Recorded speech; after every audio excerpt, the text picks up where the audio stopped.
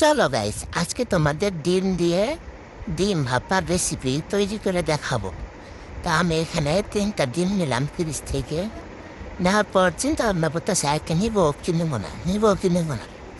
তো ভাবলাম যে না থাক, 3টা ডিমই থাক।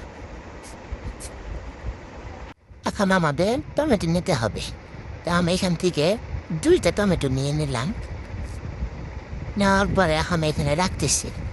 দেখার পরে তিনটারে ঠাস ঠাস করে ভাঙতেছি। এই শালা ভাঙবে না, এই বেঞ্চে ভাঙছে, একটা ভাঙছে, আরেকটা ভাঙতেছি। তো এরকম করেন 3টা ডিম এখানে ভেঙে নিলাম। 2টা ডিম ভাঙলাম, এখন আরেকটা ডিম আমি ভাঙতেছি। ভাঙার পরে এখন বুঝতে মারা একটা হ্যান্ডেজ দিয়ে আমি এটাকে মিশিয়ে নিতেছি, সাথে হলুদ, লবণ, একটু গুঁড়া মরিচ দিয়ে আবার লাড়াচাড়া দেওয়া শুরু করলাম। ইচ্ছালা হইতেছে না, হয়েছে। এখন আমি এটা চুলার উপরে বসাই দিলাম। তারপরে এটা বার হয়ে গেছে। এখন আমি ডিমের সাথে যে পেঁয়াজ, রসুন, মরিচ, টমেটো সিদ্ধ করতেছিলাম এগুলো এখন বাড়তেছি। এই তো পাটার মধ্যে নিয়েছি, হাতলা দেওয়া হয়ে গেল। এখন ডিমগুলোর আমি গাইতে নিতেছি। দেখো গাইস, আমি কাটতে পারি না, তারপরও পারলাম। বাহ, মানে অনেক কাজের। এখন চুলার মধ্যে তেল বসাই দিলাম। তোমরা কিছু মনে কর না, চুলাটা মাছ ফেটে গেছে। এখন আমরা সব বাটা মশলাগুলো দিয়ে লাড়াচাড়া দিতেছি। দেওয়ার পরে একটু পানি দিয়ে দিলাম।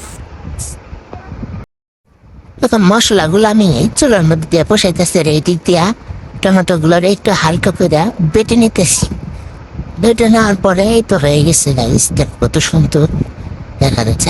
এগুলো আমি এখন মশলার মধ্যে দিয়ে দিব, দিয়ে আবার একটু লাড়াচাড়া দিতেছি। লাড়া দেওয়ার পরে এখন আমি আর একটু ভালো করে বসে পরে ডিমগুলো ছেড়ে দিলাম। ওফ শালা, সেই তো আমি তো সেই রান্না করতে পারি, আগে ভাবি নেই। মনে হইতেছে আজকে স্বাদের ঠেলায় জামাই খাইয়া আবার সত্যি মনে হয় বাই করে দিল। আল্লাহ গো, দেখো ডিমগুলো কত সুন্দর ফুলে গেছে না পানি দেওয়াতে। এখন চলো আমরা লাস্ট স্টেপে চলে যাই। Final result guys.